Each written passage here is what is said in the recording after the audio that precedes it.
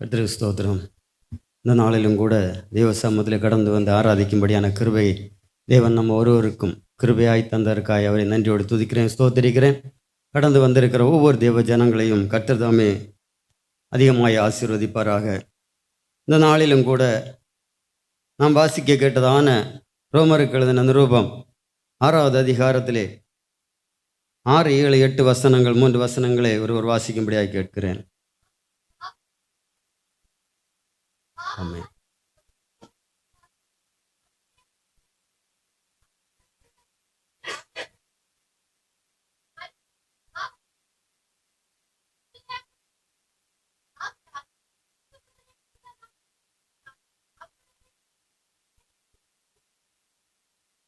கர்த்தருக்கு ஸ்தோத்திரம். இந்த நாளிலும் கூட நாம் தியானிக்கும்படியாக எடுத்துக்கொண்ட அந்த வேத வசனங்கள் மூலமாக கர்த்தர் ஒவ்வொருவரோடும் பேசும்படி ஜெபத்தோடு வாஞ்சியோடு இருப்போம். தேவன் உங்களை ஆசீர்வதிப்பார், வார்த்தையினாலே உங்களை நிரப்புவார். கடந்து வந்திருக்கிற ஒவ்வொருவரையும் நான் வாழ்த்துகிறேன், வரவேற்கிறேன். நாம் இனி பாவத்திற்கு ஊழியம் செய்யாதபடி பாவ சரீரம் ஒளிந்து போகும் பொருட்டு பழைய மனுஷனை அவரோடு கூட சிலுவையில் அறையப்பட்டது என்று அறிந்திருக்கிறோம். ஞானஸ்நானம் எடுத்துக்கொண்ட ஒவ்வொருடைய வாழ்க்கையிலும்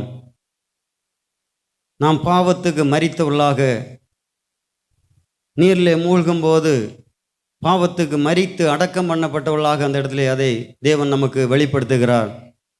இயேசு கிறிஸ்து சிலுவையில் அடிக்கப்பட்டு கல்லறையிலே வைக்கப்பட்டது போல நம்முடைய வாழ்க்கையும் அவ்விதமாய் பாவத்துக்கு நாம் முழுமையாக மரித்தவர்களாக நீதிக்கு பிழைத்திருக்கிறவர்களாக நம்முடைய பாவ சரீரத்தை சிலுவையிலே அறையப்பட்டது என்று அறிந்திருக்கிறோம் என்று வேதவசனம் சொல்லுகிறது.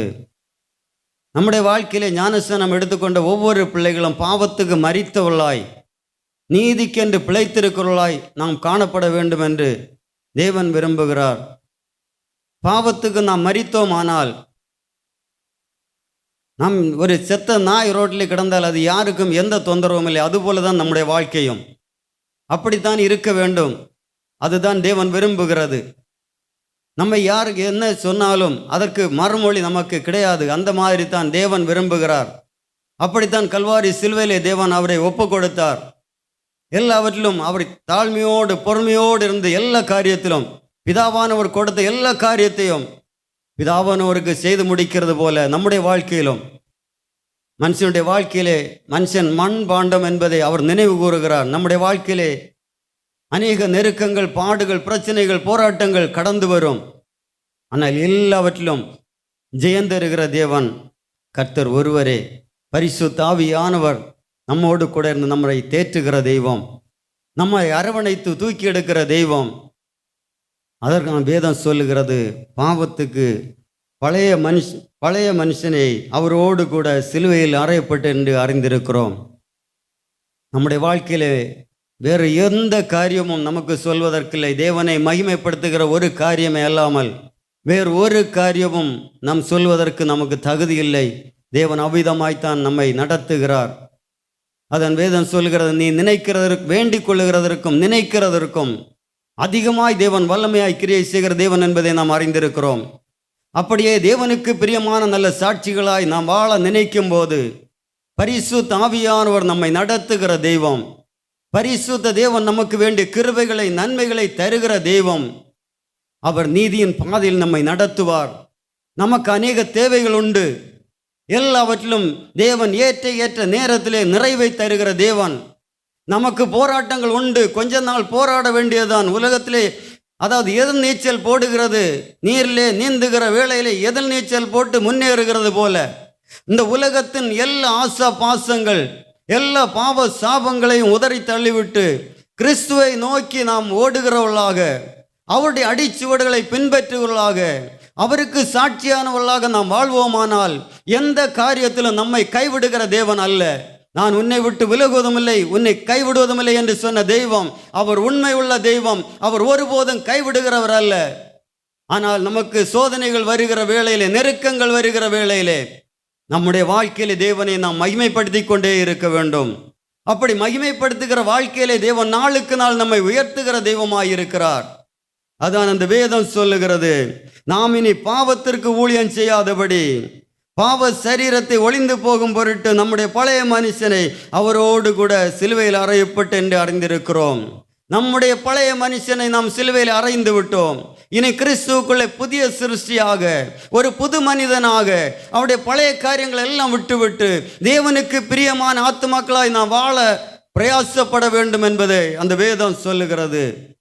அது ரோமர் 6:7 சொல்லுகிறது, மரித்தவன் பாவத்துக்கு நீங்களாக்கி விடுதலையாக்கப்பட்டிருக்கிறான் என்று வேதம் சொல்லுகிறது. பாருங்கள், மரித்தவன் எல்லா விதத்திலும் அவன் பாவத்துக்கு நீங்களாக்கப்பட்டவன். அவன் திரும்ப அந்த பாவத்தை செய்வானானால் அவனுடைய இருதயத்தில் பயங்கர சோர்வுகள் வரும், பயங்கர கேள்விகள் வரும். அவனுடைய வாழ்க்கையிலே சத்துரு அவனை தள்ளும்படியாக அநேக காரியங்கள் நடக்கும். ஆனாலும் கூட அந்த நேரத்தில் நாம் தேவனை நோக்கி பார்ப்போமானால் அவரிடத்திலிருந்து நாம் விடுதலை பெற்றுக்கொள்வோம், அவரிடத்திலிருந்து நன்மையை பெற்றுக்கொள்வோம், இருதயம் மீண்டும் பழைய சமாதானத்தை பெற்றுக்கொள்ளும்.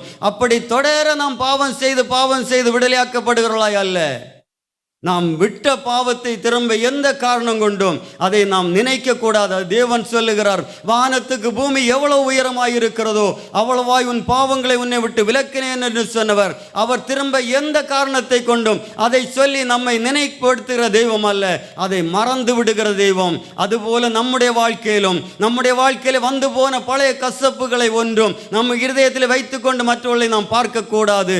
அவைகளை எல்லாம் விட்டு தேவ சமூகத்தில் மனம் திரும்ப வேண்டும் என்பதே தேவன் நமக்கு கொடுக்கிற கட்டளையாக இருக்கிறது. அதை நாம் உணர்ந்து மனம் திரும்ப வேண்டும். தேவ சமூகத்திலே மனுஷனிடத்திலே அநேக காரியங்களை சொல்ல நமக்கு நேரம் உண்டு. ஆனால் எந்த காரியத்தை சொன்னாலும் அது ஒரு காலங்களிலே இருந்தது, ஆனால் இந்த காலங்கள் அப்படி அல்ல. நம்முடைய வாயிலிருந்து ஒரு வார்த்தை விழுந்தால் கூட அது தேவனுக்கு பிரியமில்லாத காரியமாய் அது மாறி அநேக காரியங்களை கொண்டு வரும். அதனால் எந்த ஒரு இடத்திலும் நாம் ஞானமுள்ளவர்களாய் தேவ கிருபை பெற்றுக்கொண்டவர்களாய் பேச வேண்டும்.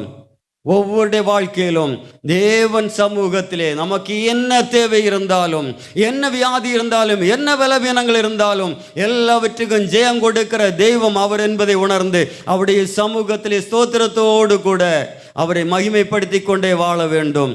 அப்படி வாழுகிற வேளையிலே நாம் சோர்ந்து போகாதபடி நம்மை படிப்படியாக அவர் கிறிஸ்துவுக்குள்ளே நம்மை உயர்த்துகிற தெய்வம்.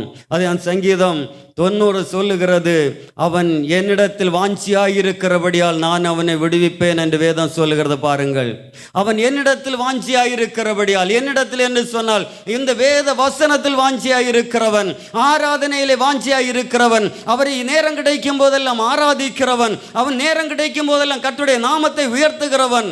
வீணான காரியங்களுக்காக அல்ல, நாம் கஷ்டப்பட்டு பிரயாசப்பட்டு வேலை செய்கிற நேரங்கள் வேலை செய்து கொண்டே இருக்க வேண்டும். ஆனாலும் தேவனை மகிமைப்படுத்தி கொண்டே இருக்க வேண்டும். அந்த நேரங்கள் அது தேவன் விரும்புகிறார். அதுதான் என்னிடத்தில் வாஞ்சியாயிருக்கிறவனை நான் விடுவிப்பேன் என்று வேதம் சொல்லுகிறத பாருங்கள். எவ்வளவு வாக்குத்தத்தங்கள் நமக்கு கொடுக்கப்பட்டிருக்கிறது. ஆதியாக முதல் வெளிப்படுத்தல் வரையிலும் தேவன் சொன்ன ஒவ்வொரு வாக்குத்தத்தங்களும் நமக்கு நிறைவேறி கொண்டிருக்கிறது, நம்முடைய வாழ்க்கையில நிறைவேறி கொண்டிருக்கிறது. நாம் அவருக்கு சாட்சியாய் வாழ வேண்டும், அவருடைய பாதையிலே நாம் நடக்க வேண்டும் என்பதைத்தான் தேவன் நம்மோடு கூட எதிர்பார்க்கிற தேவன். அதை நாம் செய்ய வேண்டும். அப்படி நாம் செய்வோமானால் இப்படிப்பட்ட நன்மைகளை, ஆசீர்வாதங்களை நாம் சுதந்திரித்துக் கொள்ள முடியும். அல்லேலூயா, அல்லேலூயா, அல்லேலூயா. தேவனுடைய சமூகத்திலே நாம் கடந்து வர வேண்டும். உற்சாகமாய் அவருடைய நாமத்தை நாம் மகிமைப்படுத்துகளாய் மாற வேண்டும். அது நான் என்னிடத்தில் வாஞ்சியாயிருக்கிறவனை நான் விடுவிப்பேன் என்று சொல்லுகிறான். அவன் என் நாமத்தை அறிந்தபடியால் அவனை உயர்ந்த அடைக்கலத்தில் வைப்பேன். இந்த வேத வசனத்தை வாசித்து தியானித்து இதை பக்குவப்படுத்தி இருதயத்திலே சொந்தமாக்கி கொண்டு இதையே பேசுகிறவனை கர்த்தர் கீழே விடுகிற தெய்வம் அல்ல, அவர் உன்னதங்களிலே உயரமான இடங்களில் உட்கார பண்ணுகிற தெய்வம். அது சங்கீதக்காரனாகிய தாவீதுடைய வாழ்க்கையிலே அவன் கண்டு கொண்டதை அங்கே எழுதுகிறதை பார்க்கிறோம். பரிசுத்த ஆவியானவராலே நமக்கு அது எழுதி கொடுக்கப்பட்டிருக்கிறது. அவரிடத்தில் வாஞ்சியாயிருக்கிறவன் அவன் உயர்ந்த அடைக்கலத்தில் வைப்பார். ஆபத்துகள் வரும், வராது என்று சொல்லவில்லை, இக்கட்டுகள் வரும். ஆனால் வேதம் சொல்லுகிறது, ஆபத்து காலத்தில் என்னை நோக்கி கூப்பிடு, நான் உன்னை விடுவிப்பேன், நீ என்னை மகிமைப்படுத்துவாய். ஆபத்து நேரங்கள் வருகிற வேளையிலே அவரை நோக்கி கூப்பிட வேண்டும். நாம் சோர்ந்து போகலாய் அல்ல, எப்பொழுதும் அவரை நோக்கி கூப்பிடணும். எல்லாவற்றிலும் அவர் நிறைவுள்ளவர். எந்த ஒரு ஈவும் எந்த ஒரு தானமும் பரத்திலிருந்து, ஜோதிகள் பிதாவிடத்திலிருந்து தான் இறங்கி வருகிறது நமக்கு. நாம் எப்பொழுதும் தேவ சமூகத்திலே அவரை உயர்த்துகிறோராய் அவர் விண்ணப்பம் அவருடைய சமூகத்தில் ஏறெடுக்கிறவர்களாய் நம்முடைய முழங்கால்கள் ஊன்றி நின்று நிற்க முடிந்த அளவு நின்று தேவ சமூகத்திலே கண்ணீரோடு கூட தேவ சமூகத்திலே ஜெபிக்க வேண்டும். நம்முடைய பாரங்கள், நம்முடைய வாழ்க்கையிலே குறைவுகள் இருந்தால் அவைகளை அறிக்கை செய்ய வேண்டும், தேவ சமூகத்தில் விட்டுவிட வேண்டும். அதில் சொல்லப்படுகிறது, அவன் என்னை நோக்கி கூப்பிடுவான். ஆபத்தான நேரங்கள், இக்கட்டான நேரங்கள், 4 பக்கமும் அடைக்கப்பட்ட நேரமாயிருக்கலாம், இனி ஒரு வழியும் இல்லை என்று சொல்லலாம். அந்த இடத்திலே தான் தேவன் வழியை திறக்கிறவர். அதுதான் சொல்லுறது, அவன் என்னை நோக்கி கூப்பிடுவான், நான் அவனுக்கு மறு உத்தரவு அள்ளி செய்வேன், நானே அவனோடு கூட இருந்து அவனை தப்புவித்து அவனை கனப்படுத்துவேன் என்று வேதம் சொல்லுகிறது. வேதம் சத்தியம், அதன்படியை செய்கிற தேவன், அதில் ஒரு மாற்றமும் இல்லை. பாருங்கள், இன்று அநேக காரியங்களுக்காக நாம் கண்ணீரோடு கேட்டுக்கொண்டே இருக்கிறோம். நம்முடைய வாழ்க்கையிலே தேவன் நினைக்கிறது, தேவனுடைய நாமத்தை மகிமைப்படுத்துகிற வேளையிலே, ஏசப்பா என்னுடைய வியாதிகளை நீர் சுகமாக்கினதற்காய் நன்றி என்று சொல்லி அவரை உயர்த்துகிற வேளையிலே, என்னுடைய கடன் பிரச்சனைகளை மாற்றினபடியால் உமக்கு நன்றி என்று சொல்லுகிற வேளையிலே, என்னுடைய வாழ்க்கையை இம்மட்டுமாய் தேவன் ஆசீர்வதித்திருக்கிறீர் என்று சொல்லி உமக்கு நன்றி என்று சொல்லுகிற வேளையிலே நம்முடைய இருதயம் சந்தோஷப்படும், அவருடைய நாமம் மகிமைப்படும். நம்முடைய வாழ்க்கையிலே குறைவுகளை கர்த்தர் நீக்குவார், நிறைவை கட்டளையிடுவார். அதற்காகத்தான் தேவன் நம்மை அழைத்திருக்கிறார், அதற்காகத்தான் தேவன் நம்மை வழிநடத்தி கொண்டே வருகிறார். எவ்வளவு இக்கட்டான சூழ்நிலைகள் வந்தாலும் கூட, மரணமே வருகின்ற சூழ்நிலை ஆனாலும் கூட, தேவன் நமக்கு கொடுத்திருக்கிற ஜீவனுள்ள நாளளவும் அவர் நம்மை ஜீவனோடு வைத்து அவருடைய பிள்ளையாக நம்மை நடத்துவதற்கு அவர் போதுமானவர் என்பதை நாம் இருதயத்தில் விசுவாசித்து அவரை முழுமையாய் நாம் நம்பி அவரை பற்றி கொள்வோமானால் தேவ சமூகத்திலே நாம் எந்த காரியத்திலும் இடறி போகவே மாட்டோம், எந்த காரியத்திலும் இடறி போக மாட்டோம், எந்த காரியத்திலும் எந்த மனுஷருக்கும் நாம் பயப்பட மாட்டோம். பாருங்கள், ஆனால் தேவ சமூகத்திலே நம்முடைய இருதயம் கர்த்தருக்குள் மனமகிழ்ச்சியாய் இருக்க வேண்டும், சஞ்சலப்படுகிறவளாய் அல்ல, பல காரியங்களை நினைத்து கவலைப்பட்டு கலங்குகிறவளாய் அல்ல. தேவன் நம்மை காண்கிற தேவன், அவர் நம்மை நினைக்கிற தேவன், நம்மை விசாரிக்கிற தேவன், அவர் வழி நடத்துகிற தேவன் என்பதை நாம் ஒவ்வொருவரும் உணர்ந்தவருடைய நாமத்தை நாம் மகிமைப்படுத்துகிற வேளையிலே கர்த்தர் கிருபையாய் இறங்கி நம்மை வழி நடத்துகிறவர், அவருடைய பாதை நமக்கு காட்டுகிறவர். இக்கட்டுகள் நெருக்கங்கள் வருகிற வேளையிலே அவர் அந்த இடத்தில் நம்மை தூக்கி விடுகிற தெய்வம், அதிலே விழுந்து துவண்டு போகாதபடி, சோர்ந்து போகாதபடி, அதிலே அந்த இடத்தில் ஒருபடி நம்மை உயர்த்தி வைக்கிற தெய்வம். அவருடைய சமூகத்திலே நாம் தாழ்மையோடு கூட இருந்து தேவனை உயர்த்துகளாக இருக்க வேண்டும். அது வேதம் சொல்லுகிறது, ரோமர் 6:8 சொல்லுகிறது, ஆகையால் கிறிஸ்துவுடனே கூட நாம் மரித்தோமானால் அவரோடு கூட பிழைத்தும் இருப்போம் என்று நம்புகிறோம். அவரோடு கூட சிலுவையிலே, அவரோடு கூட ஞானஸ்தானத்தின்படியாக நாம் அடக்கப்பட்டோமானால் நாம் உயிர்ப்பிக்கப்படுவோம், அவரோடு கூட நாம் பிழைத்திருப்போம்.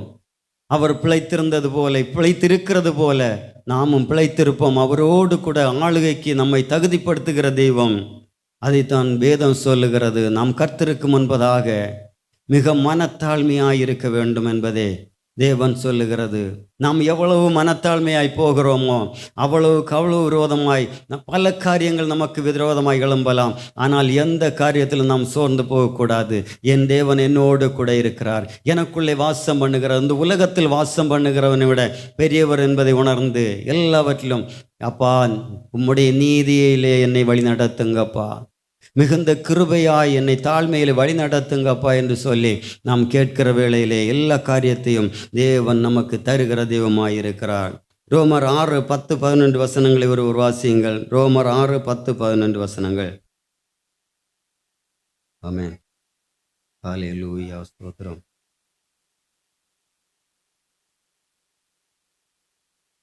ஆமென்,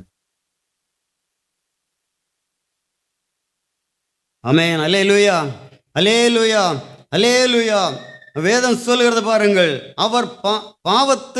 அவர் மரித்தது பாவத்துக்கென்று ஒரே தரம் மரித்தார்.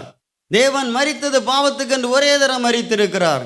ஆனால் அவர் பிழைத்திருக்கிறதும் தேவனுக்கென்று பிழைத்திருக்கிறார், பிதாவானவருக்காக நம்மை பிதாவிடத்தில் கொண்டு போகும்படியாக அவர் பிழைத்திருக்கிறார் என்பதையும் நாம் நிதானித்திருக்கிறோம், நாம் அறிந்திருக்கிறோம். தேவன் ஒரே தரம் தான் மரித்தார்.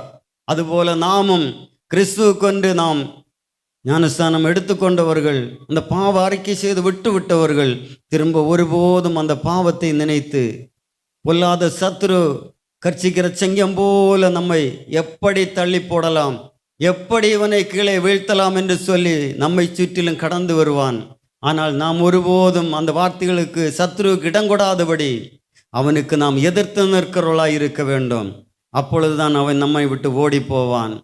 நாம் சோர்ந்து போகலாய் அல்ல, அந்த நேரத்தில் தேவனுடைய சமூகத்தில் ஜெபிக்கிறவர்களாய், அதிகமாய் தேவனை ஆராதிக்கிறவர்களாய், உற்சாகப்படுத்தும்படியாய் நம்முடைய உள்ளத்திலே தெரியும். நாம் கடந்து வந்து எல்லா ஆராதனைகளும் பங்கெடுத்து எல்லா ஆராதனைகளும் அவரை துதித்து ஸ்தோத்திரித்து கடந்து போகிற வேளையிலே நமக்குள்ளே தெரியும் தேவன் நம்மோடு கூட இருக்கிறார். நம்ம இவ்வளவாய் சமாதானத்திலும் சந்தோஷத்திலும் நீதியின் பாதையிலும் நம்மை வழி நடத்துகிறார்.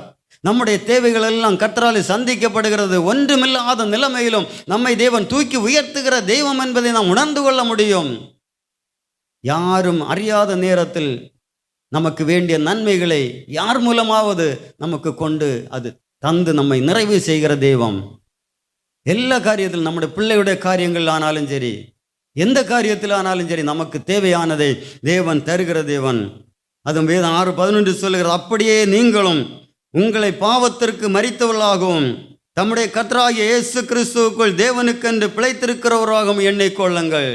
நாம் நமக்கென்று பிழைக்கவில்லை, நம்மை தேவனுக்கென்று பிழைக்க வைத்திருக்கிறார். அவருடைய இரத்தத்தை, விலையேற பெற்ற இரத்தத்தை நமக்கு கிரயமாக கொடுத்திருக்கிறார். நம்மை விலைக்கு வாங்கி இருக்கிறார். நாம் அவருக்கு அடிமைகளாய் இருக்கிறோம். அவருடைய சமூகத்திலே நாம் பயபக்தி உள்ளவர்களாய், அடிமையானவன் என்று சொல்லும்போது நாம் அநேக காரியங்களை நாம் கேள்விப்படுகிறோம். எந்த இடத்திலும் அடிமையானவனை எவ்வளவோ துன்பப்படுத்துவாள், நெருக்கப்படுத்துவார்கள். அவன் எப்படியெல்லாம் வேலை வாங்க வேண்டுமோ, எப்படி என்ன செய்ய வேண்டுமோ எல்லாம் செய்தால் அவனை கேட்பதற்கு ஆள் இல்லை. அதுபோல தான் நம்முடைய வாழ்க்கையில் தேவன் நம்மை மீட்டெடுத்திருக்கிறார். அவருடைய பாடுகளுக்கு வழியாக, அவருடைய பாடுகளுக்கு வழியாக நாம் கடந்து போக வேண்டும். நம்ம சுகமுகமாய் வாழ்கிறவர்களாய் மாற்றம் நம்முடைய வாழ்க்கையில் இருக்காது. கிறிஸ்தவ வாழ்க்கை அப்படி இருக்காது. கிறிஸ்தவ வாழ்க்கையில பாடுகள், நெருக்கங்கள், அதுவும் வேதம் சொல்லுகிறது பாருங்கள். கிறிஸ்துவ நிமித்தம் துன்பங்கள் உண்டு, நெருக்கங்கள் உண்டு, பாடுகள் உண்டு.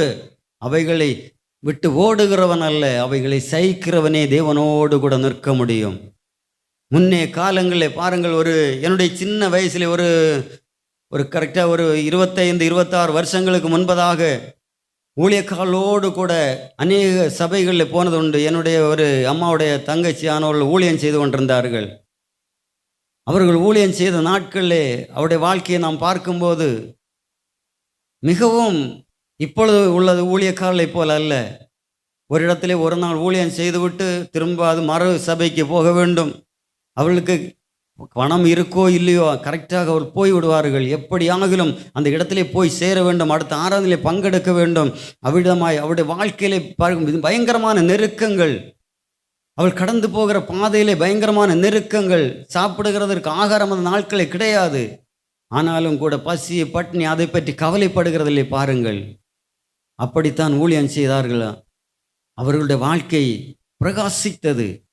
அவருடைய முன்னோர்களுடைய அந்த நாட்களை நாம் நினைத்து பார்க்கும்போது, அவர்கள் வாழ்ந்து கடந்து போன காரியங்களை நாம் சிந்திக்கும் போது எவ்வளவு பிரயாசம், எவ்வளவு நெருக்கம், எவ்வளவு பாடுகள், எவ்வளவு நிந்தைகள். பிள்ளைகளுக்கு குடிக்க கஞ்சி இல்லாமல் இருந்தாலும் கூட அவர்கள் வேறு காரியங்களை சிந்திக்கிறார்கள். தேவனுடைய காரியம், தேவனுடைய காரியம், தேவன் எனக்குள்ள காரியங்களை தேவன் பார்த்து கொள்வார். நான் தேவனுடைய காரியங்களை பார்க்க வேண்டும், செய்ய வேண்டும். அதுதான் அவருடைய வாஞ்சை. அவருடைய இருதயத்திலே அதுதான் உந்தல், அந்த உந்திக்கொண்டே இருக்கும். பரிசுத்த ஆவியானவர் எப்படி ஆகிலும் ஆத்துமாக்களை தேவனுக்கென்று சம்பாதிக்க வேண்டும், ஆத்துமாக்களை தேவனுக்கென்று சேர்த்து கொள்ள வேண்டும். அது ஒரே வாஞ்சை தான். எப்படி ஆகிலும் ஒரு ஆத்துமா ரட்சிக்கப்படுமா, எப்படி ஆகிலும் ஒரு ஆத்துமா நம்முடைய சபையில் கடந்து வருமா, தேவனை ஆராதிக்கும்படி அவளை கொண்டு வர முடியும். அதுதான் வாஞ்சை. அதுபோல் இந்த நாட்களும், இது கடைசி நாட்களாக இருக்கிறது. இனி எவ்வளவு நாட்கள் நமக்கு கொடுக்கப்படும் என்று தெரியாது. ஆனால் இந்த நாட்களே எப்படியாவது நாம் பிரயாசப்பட வேண்டும். நம்முடைய வாழ்க்கையிலே நாம் ஜெபிக்க வேண்டும், சுவிசேஷத்தை அறிவிக்க வேண்டும். அதற்கப்புறம் உள்ள காரியங்களை எல்லாம் பரிசுத்த தேவன் பார்த்து கொள்வார். நாம் அதில் எந்த காரியத்திலும் நாம் தளர்ந்து போகாதபடி அந்த காரியங்களை நாம் பார்த்து கொள்வோம், தேவன் பார்த்து கொள்வார். நாம் அதற்காக ஜெபித்து கொள்ள வேண்டும். கொலோசியருக்கு எழுதின நிருபம் 2வது அதிகாரம் 20வது வசனத்தை ஒரு வாசியுங்கள். கொலோசியர் 2:20.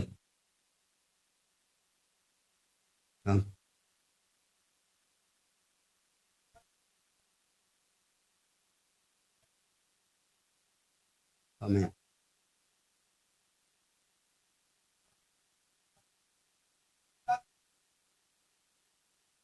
ஆமென். ஸ்தோத்திரம். வேதம் சொல்லுகிறது பாருங்கள், நீங்கள் கிறிஸ்துவோட கூட உலகத்தின் வழிபாடுகளுக்கு மரித்ததுண்டானால், நாம் அந்த உலகத்தில் இருக்கிற வேளையிலே என்னுடைய வாழ்க்கையை நான் சொல்லுகிறேன். எத்தனையோ கோயில்கள், எத்தனையோ குருசேடிகள், எங்கும் ஏறி இறங்கினவன் தான் என்னுடைய வாழ்க்கை. நான் அதை ஒருபோதும் மறக்க முடியாது. பாருங்கள், என்னுடைய தாய் தகப்பன்மாரெல்லாம் அந்த நாட்களிலே எவ்வளவோ தேவர்களுக்கென்று தெய்வங்களுக்கென்று கொடுத்தவர்கள். வாழ்க்கையிலே ஒருபோதும் அந்த ரட்சிப்பை கண்டுகொள்ளவில்லை. ஒருபோதும் அவள் மனமகிழ்ச்சியை வாழ்ந்ததில்லை. அதே போல அந்த பிள்ளையோட வாழ்க்கையிலும் அநேக நெருக்கங்கள், இக்கட்டுகள் வந்து கொண்டே இருந்தது. ஆனால் தேவனை என்றைக்கு நாம் ஆராதிக்க தொடங்கினோமோ, வாழ்க்கையிலே படிப்படியாக மாற்றங்கள் வர தொடங்கினது. பாருங்கள், அவைகள் எல்லாவற்றையும் விட்டோம். அவைகள் ஒன்று நமக்கு ஒரு உதவியும் செய்ய முடியாது. ஆனால் தேவன் நமக்காக யாவற்றையும் செய்து முடிக்கிற தேவன். வேதம் சொல்லுகிறது பாருங்கள், எல்லாவற்றையும் சகலத்தையும் அதன் காலங்கள் நேர்த்தியாய் செய்திருக்கிறார். எல்லாவற்றையும் செய்து முடித்திருக்கிறார் நமக்காக. நாம் அதை விசுவாசம் உள்ளவர்களாய் தேவ சமூகத்தில் கேட்டு பெற்றுக்கொள்ள வேண்டும். அதுதான் அவர் கொடுத்த எல்லா காரியங்களும் எல்லாம் நமக்கு வெற்றியாய் நாம் விசுவாசத்தோடு கூட, நம்முடைய உள்ளத்தில் விசுவாசத்தோடு கூட, ஒரு நம்பிக்கையோடு கூட, தேவன் என்னை விடுதலையாக்குகிற தெய்வம், தேவன் என்னை உயர்ந்த அடைக்கலத்தில் வைக்கிற தெய்வம். ஒன்றுக்கும் உதவாத தள்ளினாலும் எல்லாரும் தள்ளலாம், ஆனால் தேவன் தள்ளுகிற தெய்வம் அல்ல. தேவன் அந்த இடத்துல நம்மை கரம் பிடித்து தூக்கி உயர்த்துகிற தெய்வம். எந்த மனுஷனானாலும் சரி, ஒரு படிப்பறிவு இல்லாதவன் ஆனாலும் சரி, ஆனால் தேவன் நம்மை தூக்கி உயர்த்துகிற வேளையிலே நமக்கு பிரமிப்பாக இருக்கும். அவ்வளவாய் தேவன் நம்மை நடத்துவார். அது நம்முடைய பலத்தினால் அல்ல, நம்முடைய பராக்கிரமத்தினால் அல்ல, நாம் வேலை செய்து சம்பாதிக்கிறதுனால அல்ல. அதெல்லாம் தேவனுடைய கிருபை. நாம் எவ்வளவு சம்பாதித்தாலும், நான் எவ்வளவோ சம்பாதித்தேன், எவ்வளவோ கஷ்டப்பட்டு பிரயாசப்பட்டு நெருக்கப்பட்டு எல்லாம் கொஞ்சம் பணம் வரும், அப்படியே போய்விடும். கொஞ்சம் பணம் வரும், அப்படியே போய்விடும். கொஞ்சம் சுகம் கிடைக்கும், அடுத்து பலவீனமாகும். அப்படித்தான் வாழ்க்கையில் விழுந்து விழுந்து. ஆனால் எந்த காரணத்தை கொண்டும் தேவன் கைவிடுகிற தேவன் அல்ல. இப்பொழுதோ பாருங்கள், எல்லாவற்றிலும் நிறைவை தேவன் கொடுத்திருக்கிற. எந்த காரியத்திலும் கவலைப்பட்டு கலங்காதபடி, சோர்ந்து போகாதபடி, தேவனுக்கென்று வாஞ்சியோடு எவ்வளவு ஊழியம் செய்ய முடியுமோ, அல்லாவிட்டால் எவ்வளவு அவருக்கென்று என்ன செய்ய முடியுமோ அதை செய்ய வேண்டும் என்ற ஒரு உந்துதல். அதான் தேவ ஜனமே நம்முடைய வாழ்க்கையிலும் அப்படித்தான். ஒவ்வொரு வாழ்க்கையிலும் அந்த தேவனுடைய கிருபையை அதிகமாய் பெற்றுக்கொள்ளத்தக்கதாக நாம் அதிகமாய் வாஞ்சியோடு தாகத்தோடு அதை தேடுகளாக இருக்க வேண்டும். எபேசியர் 1:3 சொல்லப்படுகிறது, வாசிக்கலாம். எபேசியர் 1:3.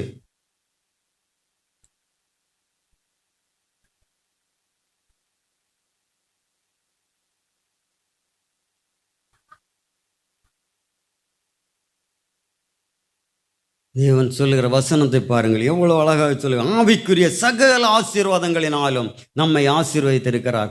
ஆவிக்குரிய சகல ஆசீர்வாதம் நமக்கு போதுமா? போதாதல்லவா? அந்த உலக பிரகாரமான ஆசீர்வாதங்கள் நமக்கு தேவை என்பது தேவனுக்கு தெரியாதா? இவ்வளவு ஆசீர்வாதங்கள், ஆவிக்குரிய சகல ஆசீர்வாதங்களால் நம்மை ஆசீர்வதித்த தெய்வம் இந்த உலக பிரகாரமாக நம்முடைய தேவைகளை எல்லாம் அவர் நிறைவாய் சந்திக்கிற தெய்வம் என்பதை நாம் உணர்ந்து கொள்ள வேண்டும். ஆவிக்குரிய காரியங்கள் மாத்திரமல்ல, இந்த உலக பிரகாரத்திலும் நாம் எப்படி வாழ வேண்டும். காட்டு புஷ்பங்களை கவனித்து பாருங்கள், அவைகள் விதைக்கிறதும் இல்லை, அறுக்கிறதும் இல்லை, களஞ்சியத்தில் சேர்த்து வைக்கிறதும் இல்லை. ஆனாலும் அவைகள் சாலோமன் முதலாய் ஒன்று கூட அதை உடுத்துவிக்கிறது இல்லையோ என்று சொல்லி வேதம் சொல்லுகிறது பாருங்கள்.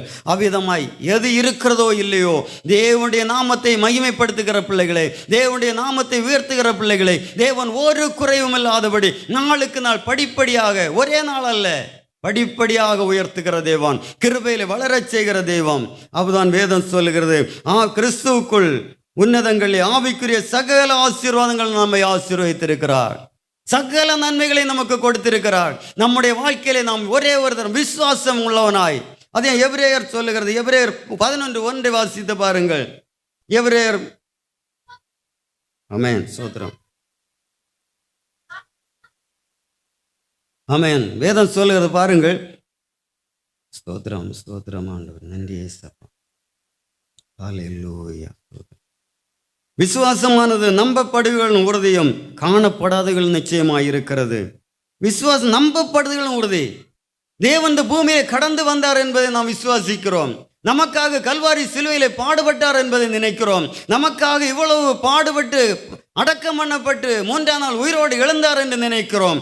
அப்படியானால் நாம் இதை கண்ணார கண்டவர்களாய் அல்ல, விசுவாசமானது நம்பப்படுகளும் உறுதியாக இருக்கிறது. நம்முடைய விசுவாசம் இது தேவன் கடந்து வந்தார், தேவன் இவ்வளவா எல்லா காரியங்களையும் செய்து முடித்தார், அவர் கடந்து போனார் என்று பார்க்கிறோம். காணப்படாதவைகள் நிச்சயமாயிருக்கிறது, நம்ம காணப்படுகிறது இல்லை, ஆனால் அதில் நாம் நிச்சயமாய் நம்பி இருக்கிறோம். அதுபோல நம்முடைய வாழ்க்கையிலும் என் தேவன் என்னுடைய குறைவுகளை அறிந்திருக்கிறவர், என்னுடைய மீறுதல்களை அறிந்திருக்கிறவர், என்னுடைய அக்கிரமங்களை அறிந்திருக்கிறவர். நான் நடந்தாலும் ஓடினாலும் சோர்ந்து போகாதபடி என்னை வழி நடத்த அவர் போதுமானவர் என்பதை நான் நிச்சயமாகவே நம்பி அவருடைய சமூகத்திலே நம்மை ஒப்பு கொடுக்க வேண்டும். ஏசப்பா என்னை நடத்துங்க கர்த்தாவே, என்னுடைய வாழ்க்கையில் எனக்கு வேண்டிய ஞானத்தை, புத்தியை, விவேகத்தை எனக்கு தாருங்கப்பா. நான் மற்றவர்களுக்கு பாரமாகாதபடி, மற்றவர்களுக்கு ஒளியாக உப்பாக வழி நடக்கும்படியாய் என்னை கர்த்தர் உம்முடைய கரங்கள் எடுத்து பிரயோஜனப்படுத்தும் என்று சொல்லி தேவ சமூகத்திலே நாம் தாழ்த்துகிற வேளையிலே தேவன் நம்மை உயர்த்துகிற தேவன், அப்படி நம்மை வழி நடத்துகிற தெய்வம். பாருங்கள், கலாத்தியர்கள் நிருபம் 3:13-14 வசனங்களை வாசியுங்கள். வருவார் கலாத்தியர்.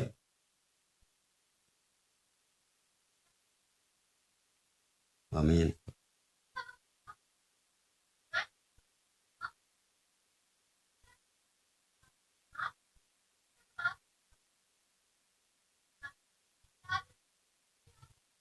ஆமென்.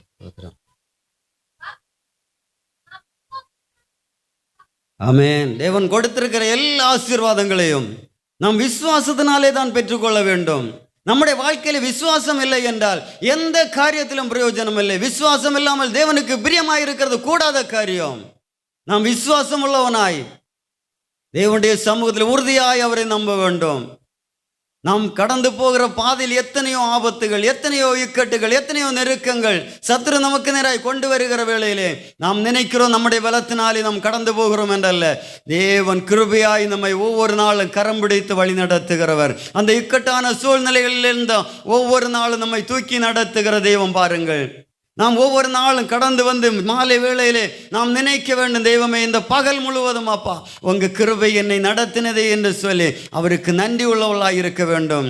அதிகாலையிலே எழும்பும் போது கூட ஏசப்பா இந்த பகல் வேளை காண கிருபை தந்தீரே அப்பா, உம்முடைய சித்தப்படி என்னை நடத்தும் என்று சொல்லி அந்த நாளை நாம் ஆரம்பிக்கிற வேளையிலே பரிசுத்த ஆவியானவர் நம்மை வழி நடத்துகிற தெய்வம். பாருங்கள், நம்முடைய எந்த இடத்திலே போனாலும், எந்த காரியத்திலே போனாலும், ஆனால் தேவன் நம்மை அந்த இடத்திலே ஒவ்வொரு நேரங்களிலும் நம்மை வழி நடத்துகிற. நெருக்கங்கள் வரும், துன்பங்கள் வரும், ஆனால் ஒன்றிலும் நாம் சோர்ந்து போகாதபடி தேவனுடைய அன்பை அதிகமாய் ருசித்து அதிகமாய் கடந்து போகிறவர்களாக இருக்க வேண்டும். அது வேதத்தின் சொல்லுவது. நாம் விசுவாசத்தினாலே பெறும்படியாக இப்படி ஆயிற்று. நாம் விசுவாசித்தால் தான் இந்த காரியங்களை பெற முடியும். வேதம் சொல்லுகிற அது நம்பப்படுகிற உறுதி மிகவும் நம்முடைய வாழ்க்கையில் நான் நம்ப வேண்டும், கர்த்தர் தான் எனக்கு விடுதலை. நாம் எவ்வளோ வேலை செய்தாலும், எவ்வளோ கஷ்டப்பட்டாலும், எவ்வளோ பிரயாசப்பட்டாலும் தேவன் நமக்கு நன்மையை தராவிட்டால் ஒரு பிரயோஜனம் இல்லை. நமக்கு நன்மைகளை, அதான் வேதம் சொல்லுகிறது, சகல நன்மைகளுக்கும் ஆசீர்வாதங்களுக்கும் ஊற்றும் உறைவிடமானவர் இயேசு கிறிஸ்து மாத்திரம். அவர் மூலமாகத்தான் நாம் ஆசீர்வதிக்கப்படுகிறோம், அவர் மூலமாகத்தான் நன்மைகளை பெற்றுக்கொள்ளுகிறோம். அவரை அதிகமாய் நாம் உயர்த்துள்ளாக இருக்க வேண்டும். ரோமர் 3:24 வசனத்தை வாசியுங்கள். ரோமர் 3:24. ஹல்லேலூயா, ஸ்தோத்திரம் ஆண்டவரே.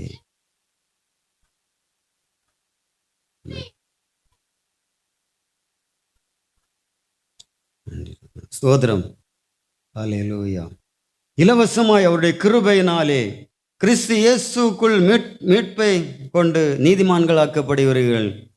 இயேசு கிறிஸ்துவின் மீட்பை கொண்டே நாம் நீதிமாக்கப்படுகிறோம். வேதம் அழகாய் சொல்லுகிறது, இலவசமாய் அவருடைய கிருபையினாலே கிறிஸ்து இயேசுவில் உள்ள மீட்பை கொண்டு நீதிமான்கள் ஆக்கப்படுகிறீர்கள். நாம் நீதிமான்கள் ஆக்கப்பட வேண்டுமானால் அப்படி அந்த கிருபை, அவருடைய இரக்கம், அவருடைய தயவு, அவருடைய அன்பு நம்மளை இன்னும் அதிகமாய் நெருக்கி கொண்டே இருக்கிறது. நாம் தெய்வ சமூகத்திலே அவருடைய பாதத்திலே அமர்ந்து அவரை அண்டிக் கொண்டு, ஏசப்பா உங்க சித்தம் என்னுடைய வாழ்க்கையில நிறைவேறட்டும் அப்பா. பிதாவை என்னுடைய சுயங்கள் எல்லாம் நான் சிலுவையில் அடித்து நாம் ஒப்பு கொடுத்திருக்கிறேன். எல்லாவற்றையும், என்னுடைய சுயங்கள், என்னுடைய பெருமைகள், என்னுடைய அகந்தைகள், எல்லா காரியத்தையும் தேவ சமூகத்தில் விட்டு விட்டேன். இனி ஒன்றும் என்னை ஆட்கொள்ளாதபடி அப்போ உங்க சித்தப்படி என்னை நடத்துங்கள் என்று சொல்லி நாம் தேவ சமூகத்தில் நம்மை தாழ்த்தும் போது தேவன் நம்மை உயர்த்துகிற தெய்வம். அதன் வேதம் சொல்லுகிறது. பாருங்கள், இலவசமாய் அவருடைய கிருபையினாலே இயேசு கிறிஸ்துவில் உள்ள மீட்பை கொண்டு நீதிமான்கள் ஆக்கப்படுகிறீர்கள். நாம் நீதிமான்களாக்கப்பட வேண்டுமானால் அவருடைய கிருபை நமக்கு தேவை. அவருடைய கிருபை இல்லாமல் நம்ம ஒன்றும், ஆனால் விசுவாசம் உണ്ടെങ്കിൽ தான் அவருடைய கிருபை நமக்கு கிடைக்கும். நம் விசுவாசம் இல்லாதபடி நாம் இருந்தோமானால் அவருடைய கிருபை நாம் பெற்றுக்கொள்ள முடியாது. பாருங்கள். அல்லேலூயா, அல்லேலூயா, அல்லேலூயா, ஸ்தோத்திரம். ஆமென். கொலோசியர்கள் நிருபம் 2வது அதிகாரம் 6, 7, 8 வசனங்கள், 3 வசனங்களை வாசியுங்கள். கொலோசியர் 2, 6, 7. ஆமென்.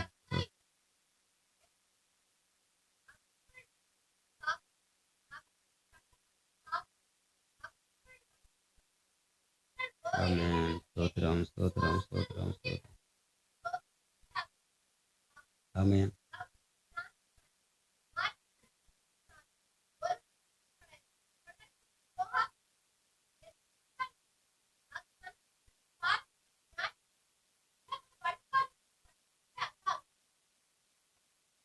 ஆமென். ஸ்தோத்திரம். எவ்வளவு அதிகமாக நம் ஞானத்தில் நடக்க வேண்டும் என்பதை தேவன் எவ்வளவு அழகாக நமக்கு எழுதி கொடுத்திருக்கு. இதெல்லாம் நாம் வாசிக்க வேண்டும். இந்த வேத வசனங்கள் படிக்க நாம் ஏனென்று சொன்னால் நம்முடைய அநேகர் இந்த பைபிளை எல்லாம் 3 தடவை 4 தடவை படித்தாலும் கூட இதனுடைய அர்த்தங்கள் புரிந்து கொள்ளுகிறதில்லை. ஆனால் தேவ சமூகத்தில் நாம் ஜெபித்து, ஏசப்பா இதனுடைய மறைபொருட்களை எனக்கு வெளிப்படுத்துங்கப்பா என்று சொல்லி கேட்டு நாம் ஜெபித்து இவைகளை நாம் படிக்கும்போது அதனுடைய மகத்துவங்களை தேவன் நமக்கு தருகிற தேவன். அதே வேதம் சொல்லுகிறது, ஆக நீங்கள் கர்த்தராகிய இயேசு கிறிஸ்துவை ஏற்றுக்கொண்டபடியே நாம் அவரை ஏற்றுக்கொண்டோம். அவருடைய சமூகத்தில் தேவன் நமக்காக அடிக்கப்பட்டார், நமக்காக இவ்வளவு பெரிய மீட்பை உண்டு பண்ணினார் என்பதை நாம் உணர்ந்து அறிந்து அவருடைய சமூகத்தில் நாம் அறிக்கை செய்து அவருடைய அந்த கிருபையை பெற்றுக்கொண்ட நாம். ஆகையால் நீங்கள் கர்த்தராகிய இயேசு கிறிஸ்துவை ஏற்றுக்கொண்டபடியே நாம் அவரை ஏற்றுக்கொண்டோம். அவர்தான் நம்முடைய தகப்பன், பரம தகப்பன், இந்த உலக பிரகாரமான தகப்பன் தாய் கொஞ்ச நாட்கள், ஆனால் நித்திய காலமாக நம்மோடு கூட நம்மை வழி நடத்துகிற பரம தகப்பன் நம்மை அழைத்து அவருடைய சமூகத்தில் நம்மை ஒப்பு கொடுத்திருக்கிறோம். ஏற்றுக்கொண்டபடியே அவருக்குள் வேறு கொண்டவர்களாக நம்முடைய வாழ்க்கையிலே ஒரு விதை நாம் போடுகிற வேளையிலே, மண்ணில் ஆனாலும் சரி, எந்த ஒரு தொட்டியில் ஆனாலும் சரி, ஒரு விதை போட்டோமானால் அது முளைப்பதற்கு முன்பதாகவே அதனுடைய வேர்கள் வெளியே வரும். சின்னதாக அந்த வேர்கள். அதான் நம்முடைய வாழ்க்கையிலும் இந்த வேத வசனம் நமக்குள்ளே வேறு ஒன்றினதாக இருக்க வேண்டும். அது வேதம் சொல்லுகிறது, அவருக்குள் வேறு கொண்டவர்களாகவும். அவருக்குள்ளே அந்த வசனம் நமக்குள்ளே இருந்தது வேறு பிடிக்கிறதாய், நம்மோடு அந்த ஆத்மாவிலே இசைந்ததாய், ஆவியிலே இசைந்ததாய், தேவனுக்கு பிரியமானதை செய்யத்தக்கதாக அது வேறு ஒன்றினதாய் வேறு கொண்டவர்களாகவும் அவர் மேல் கட்டப்பட்டவர்களாகவும் அவருக்குள் நடந்து கொள்ள வேண்டும். அவரோடு கட்டப்பட்டவர்களாய், அவரோடு கூட நாம் பிரிந்து தனிமையாக இருக்கும்போது, அது வேதம் சொல்லுகிறது, நீங்கள் தனித்திருந்தால் கனி கொடுக்க மாட்டீர்கள், அவர்களே நிலைத்திருந்தால் கனி கொடுப்பீர்கள் என்று. அது வேத வசனத்தின்படியாய் அவருக்குள் வேறு கொண்டவர்களாகவும் அவரோடு கூட கட்டப்பட்டவர்களாகவும் நடந்து கொள்ள வேண்டும் என்று வேதம் சொல்லுகிறது. 7வது வசனத்தை வாசிக்கும் போது, நீங்கள் போதிக்கப்பட்டபடியே விசுவாசத்திலே உறுதிப்பட்டு ஸ்தோத்திரத்திலே அதிலே பெருகுவீர்களாக. நாம் எல்லா காரியத்திலும் ஸ்தோத்திரத்தில் தேவனுடைய சமூகத்தில் நாம் பெருக வேண்டும். எல்லாவற்றுக்கும் நன்றி சொல்லுகளாய் பெருக வேண்டும். அதைத்தான் தேவன் விரும்புகிறார். நான் சொல்ல, நீங்கள் போதிக்கப்பட்டபடியே விசுவாசத்தில் உறுதிப்பட்டு ஸ்தோத்திரத்தோடு கூட அதிலே பெருகுவீர்களாக. ஸ்தோத்திரத்திலே நாம் பெருக வேண்டும். நாம் எந்த காரியத்திலும் தேவனுடைய சமூகத்திலே நாம் ஸ்தோத்திரம் சொல்லி தேவனை மகிமைப்படுத்தி கொண்டே நாம் வாழும்போது தேவன் நம்முடைய வாழ்க்கையிலே எல்லா குறைவுகளையும் மாற்றி நிறைவை தந்து நம்மை வழி நடத்துவார். தேவன் தாமே இந்த வார்த்தைகள் நம்மை ஆசீர்வதிப்பாராக. ஆமென். நாம் ஜெபிக்கலாம். எல்லோரும் முழங்கால்களை மடக்கி நம் ஆண்டவருடைய சமூகத்திலே ஜெபிப்போம். துதிக்கு பாத்திரமான எங்கள் அன்பின் பரலோக பிதாவே, அருமை இரட்சகரே, ஆவியானவரே, கிருபை நிறைந்தவரே, இந்த நல்ல வேளைக்காக உமக்கு நன்றி செலுத்துகிறோம். ஆண்டவரே, அருமை சகோதரி கொண்டு ஆவியானவர்களோடு பேசும் நம்முடைய வசனங்களுக்காக உம்மை நன்றியோடு துதிக்கிற ஆண்டவரே. மரித்தவன் பாவத்திற்கு நீங்கி விடுதலையாக்கப்பட்டிருக்கிறான் என்று வேதம் சொல்லுகிறது ஆண்டவரே. அப்பா, வேதத்தில் சொல்லப்பட்டிருக்கிறது, மரித்த கிறிஸ்து இனி மரிப்பதில்லை என்று வேதம் சொல்லுகிறது. ஏனென்றால் அவர் பாவத்திற்கென்று ஒரு தரம் மரித்திருக்கிறார். இனி அவர் ஏன் மரிப்பதில்லை? அவரிடத்தில் இனி பாவம் இல்லை. எல்லா மனுக்குலத்தினுடைய பாவத்திற்காகவும் அவர் ஒரே தரம் மரித்ததினாலே அந்த மெய்யான ஜீவனை தேவன் நமக்கு தந்திருக்கிறார். அல்லேலூயா. எல்லா தேவனுடைய பிள்ளைகளும் வசனங்களை உணர்ந்து கேட்ட வார்த்தைகளை இருதயத்திலே உணர்ந்து நாம் ஜெபிப்போம். தகப்பனே, உமக்கு நன்றி செலுத்துகிற ஆண்டவரே, உம்மை நன்றியோடு நாங்கள் துதிக்கிறோம் அப்பா. நாங்களும் உம்முடைய ரட்சிப்பை பெற்றுக்கொண்டு அந்த நீதியான ஞான ஸ்நானத்தை எடுத்த பொழுது ஆண்டவரே, எங்கள் மாம்சத்தில் ஏற்பட்ட பாவத்திற்கு நாங்கள் மரித்தவர்களாக நாங்கள் எப்பொழுது தண்ணீரிலிருந்து எழுந்தோமோ நாங்கள் நீதிக்கென்று உம்மோடு கூட பிழைக்கிறவர்களாக எழுந்திருக்கிறோம் என்று வேதம் சொல்லுகிறது ஆண்டவரே. ஹல்லேலூயா, ஸ்தோத்திரம். எப்படி மரித்த கிறிஸ்து என்னை மரிப்பதில்லை என்று சொல்லப்பட்டிருக்கிறதோ அதே போல ஆண்டவரே, பாவத்திற்கென்று மரித்த மனிதன் இனி நீதிக்கென்று அவன் பிழைத்திருக்கிறான். அவன் பாவத்திற்கென்று மரிப்பதில்லை என்று வேதம் சொல்லுகிறது. அவன் கர்த்தராகிய இயேசு கிறிஸ்துவை போல அவன் தண்ணீரிலே தன்னுடைய பாவங்களுக்காக அவன் மரித்து அவன் புதிதான ஜீவனுள்ளவனாக எழுந்திருக்கிறான் என்று வேதம் சொல்லுகிறது ஆண்டவரே. ஹல்லேலூயா. அதே போல நாங்களும் அந்த புதிதான ஜீவனுள்ளவர்களாய் ஆவியானவருக்கு பிரியமானதை செய்து அப்பா உம்முடைய நாமத்தை கனப்படுத்தி மகிமைப்படுத்தி உம்மோடு வாழ்ந்து இந்த பூமியிலே கொடுக்கப்பட்டிருக்கிற வாழ்நாளிலே எங்கள் தேவாதி தேவனை நாங்கள் மகிமைப்படுத்தி கனப்படுத்தி உமக்கு பிரியமானதை செய்து ஆண்டவரே, அப்பாவுடைய அன்பை நிறைவேற்றி வாழத்தக்கதாக பா நீர் எங்களுக்கு கிருபை அளிக்க வேண்டுமாக நாங்கள் செபிக்கிறோம். சர்வ சிருஷ்டிக்கும் எஜமானனாகி எங்கள் கண்மலையே, இந்த இரவு நேரத்திற்காக உமக்கு நன்றி. இந்த நாளில் உம்முடைய பாதத்தில் கூடி வர கிருபை செய்தீரே அப்பா. எங்கள் இருதயத்தின் ஆழத்திலிருந்து நன்றி செலுத்துகிறோம். உம்முடைய ஆண்டவரே, உம்மை நாங்கள் பாடவும் உம்மை துதிக்கவும் உம்முடைய சமூகத்திலே செபிக்கவும் உம்முடைய வசனங்களை கேட்கவும் எங்களுக்கு ஒரு நாளை கூட தந்ததற்காக உம்மை நன்றியோடு துதிக்கிறப்பா. உம்முடைய வசனத்தின்படி நாங்கள் வாழ எங்களுக்கு கிருபை தாரும். ஆவியானவர் எங்களை ஒவ்வொருவரோடு கூட நடத்துங்கப்பா. இந்த இரவு நேரத்திலும் தேவரீர் எங்கள் ஒவ்வொருவரோடும் கூட இருங்கப்பா. பகல் வேளை எங்களுக்கு இன்பமாக ஏட்டும் ஆண்டவரே. தேவரீர் ஒவ்வொரு நொடி பொழுதும் எங்களை பாதுகாத்து வழிநடத்த வேண்டுமாக நாங்கள் செபிக்கிறோம். பெரிய காரியங்களை செய்யுங்கப்பா. கேட்ட வார்த்தைகளை நாங்கள் விட்டுவிடாதபடி உம்முடைய வசனத்திற்கு பிரகாரம் நாங்கள் வாழ கர்த்தர் உதவி செய்யுமப்பா. இந்த இரவு நேரத்தில் எங்களை தாழ்த்துகிறோம். இரவன் பயங்கரங்களுக்கெல்லாம் விலக்கி எங்களை பாதுகாத்துக் கொள்ளும் ஆண்டவரே. நாங்கள் ஹல்லேலூயா, ஸ்தோத்திரம். இந்த இடத்திலிருந்து ஒருவேளை நாங்கள் இந்த வேளையிலே பிரிந்து சென்றாலும் பிரியாத நேசரங்களோடு கூட இருந்து நடத்துகிறீர். ஏனென்றால் நாங்கள் உம்முடைய ஆலயமாக இருக்கிறோம். நீர் எங்களோடு வாசம் பண்ணுகிறீர் அப்பா. நீர் எங்களை விட்டு பிரியாத தேவன், ஒருவரிடத்திலும் எங்களை விட்டு கொடுக்காதவர். எங்களை தாழ்த்தி வழி நடத்துகிறதற்காக ஸ்தோத்திரம். தாழ்த்தி உம்முடைய கரங்களை தருகிறோம். இயேசு கிறிஸ்துவின் நல்ல நாமத்தில் தாழ்மையுடன் செபிக்கிறோம் எங்கள் ஜீவனுள்ள நல்ல பிதாவே, ஆமென். ஆத்துமாவே கர்த்தரை ஸ்தோத்திரி, என் முழு உள்ளமே அவருடைய பரிசுத்த நாமத்தை ஸ்தோத்திரி. என் ஆத்துமாவே கர்த்தரை ஸ்தோத்திரி, கர்த்தர் செய்த சகல உபகாரங்களையும் மறவாதே.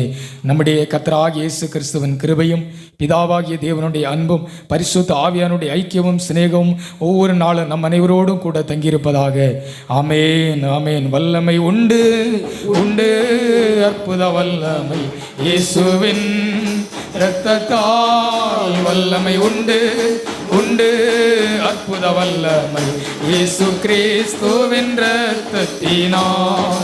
வல்லமை உண்டு உண்டு, அற்புத வல்லமை இயேசுவின் இரத்தத்தால். வல்லமை உண்டு உண்டு, அற்புத வல்லமை இயேசு கிறிஸ்துவின் இரத்தத்தினால். அல்லேலூயா, அல்லேலூயா, அல்லேலூயா, ஸ்தோத்திரம். கர்த்தர் நம் அனைவரையும் ஆசீர்வதிப்பாராக. ஆமென், ஆமென்.